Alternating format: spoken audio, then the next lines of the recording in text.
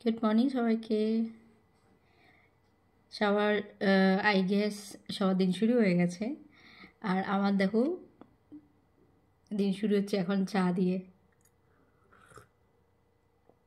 সকালবেলা ঘুম থেকে উঠে নিজের হাতে বানানো চা যদি না খাই আমার সারাদিন ভালো যায় না।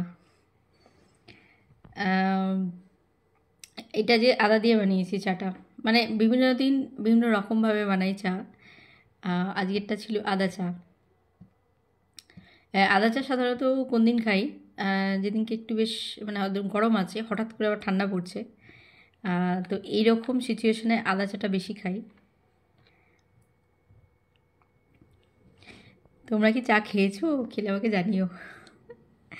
আর তোমরা কি দিয়ে চা খেতে ভালোবাসো সেটাও জানিও।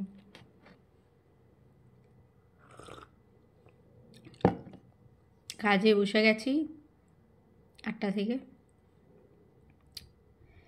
কাজ, চা, আর এটাই জীবন।